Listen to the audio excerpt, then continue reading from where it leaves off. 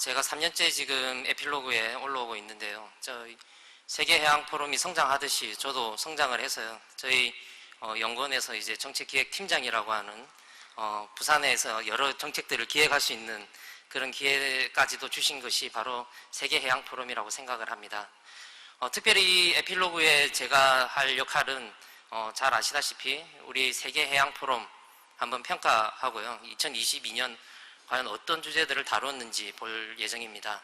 그 전에 이번에 그 큰 주제죠. 초해양시대 협력과 공존으로 변형의 길을 찾아서 라고 하는 이 주제에 대해서 이번에는 에필로그에 한번 좀 말씀을 드리고 또 우리 기획위원님들이 또 집단지성을 지금까지 발휘해서 이번 2022년 세계해양포럼이 짜졌습니다. 그래서 마지막으로 각 기획위원님들의 이 초해양 시대의 정의에 대해서 들어본다면 아마 이 에필로그가 가장 가치 있고 의미가 있다고 생각을 해서 그렇게 내용을 준비를 했습니다. 여러분들 초해양 시대 상당히 쉽지 않은 개념입니다. 이 초라고 하는 이야기 자체가 어렵습니다. 네.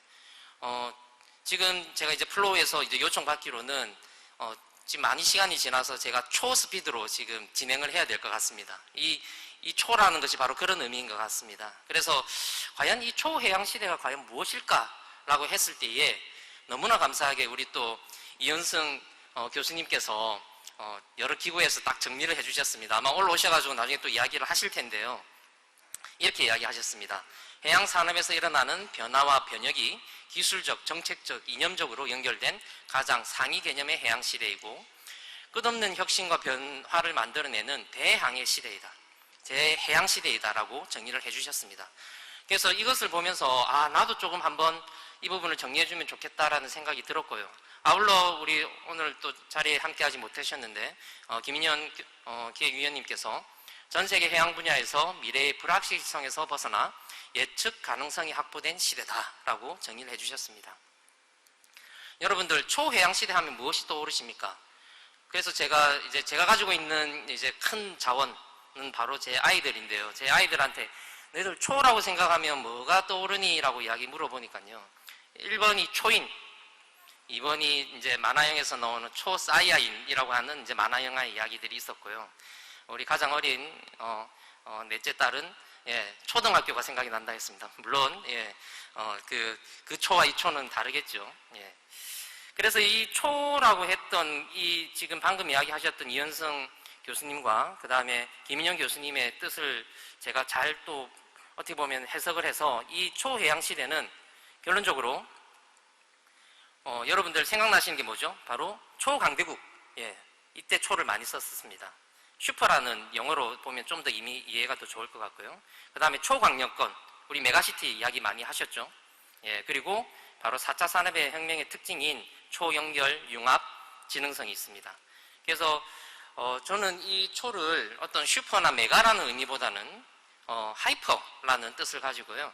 전 세계 국가와 도시가 해양을 중심으로 초연결, 초융합되어 인류에게 더 나은 기회와 미래를 제공하는 시대가 바로 초해양 시대이지 않느냐라는 생각을 하게 되었습니다. 아마 여기 오신 또 다른 기획위원님들이 또 더 좋은 초해양 시대에 대한 어떤 정의들을 내려주실 것이라 보고요. 이번 올해의 주제인 바로 Ocean as Uniters, 바로 이러한 그 초해양의 시대에는 결국 이러한 유나이터가 등장할 수밖에 없습니다. 이 등장은 결론적으로 초해양 강국, 초해양 도시, 그리고 초해양 기업이 등장할 것이라고 예상이 되고 이러한 기업들이 바로 우리 대한민국 그리고 부산에서 바로 등장하기를 기대합니다. 과연 세계해양포럼은 이 초해양 시대를 어떻게 예측하고 있을까요? 우리가 이제 16년째인데요. 다양한 포스터에서 바로 그 초해양을 이미 이미지하고 있고요.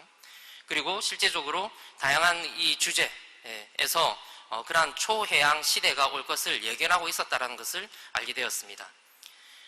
실제 이 그 초해양 시대와 협력과 공존, 그 다음에 번영이라는 것을 가지고 제가 16년간의 저희 세계해양포럼의 타이틀을 한번 엮어보았습니다. 이렇게 보니까 조금 복잡하죠.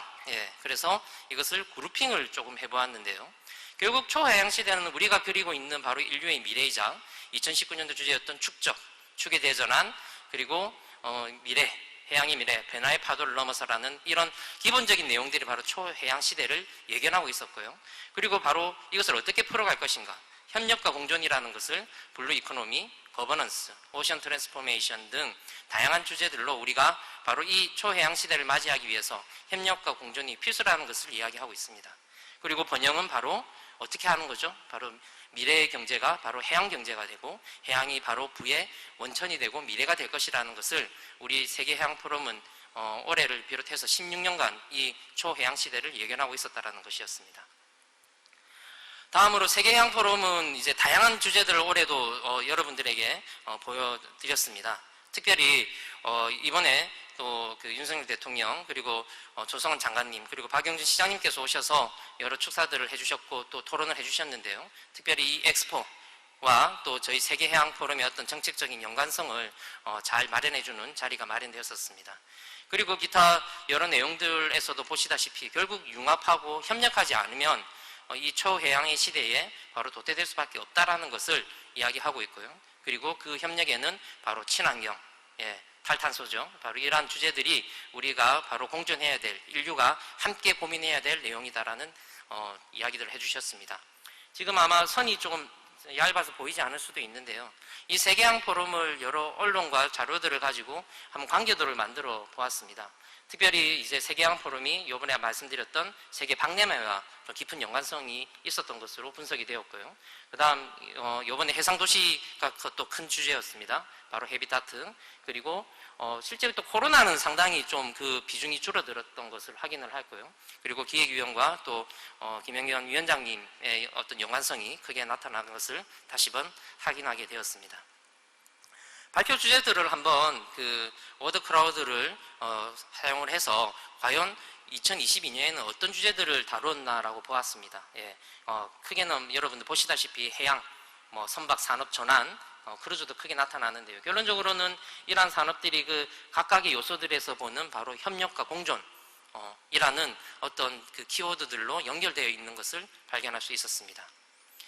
올해는 여러 가지 특징들이 있었습니다. 바로 첫 번째는 기조 세션을 2트랙으로 운영을 했고요. 특별히 장관님과 또 시장님이 오랜 기간 어떻게 보면 정말 편한 어떤 이야기들을 하시듯이 바로 엑스포와 또 해양에 대해서 이야기를 해주셨던 것이 일대 관전 포인트였고요. 둘째는 바로 통합 세션인 바로 조선 해운 항만 분야였습니다. 저희 세계해양 포럼에서 처음으로 시도하는 부분이었고 아주 성공적으로 진행되었습니다. 그리고 일부 세션이 바로 유라를 이제 추진을 해서 우리 세계해양 포럼이 튼튼한 어떤 재정의 어떤 기초를 이제 올해부터 놓기 시작했습니다. 자, 마무리 짓도록 하겠습니다. 과연 여러분들 이번 그 포스터 보시면서 어떤 생각이 드셨습니까? Ocean as United라는 이 큰 포스터를 보면서 결론적으로 물길이 하나로 모이고 여러 인류의 어떤 어려움들, 지금 우리가 겪고 있는 어려움들이 결국 해결책이 바로 오션이라는 것이고요. 이 오션의 중심에 세계 해양 포럼이 있습니다. 감사합니다.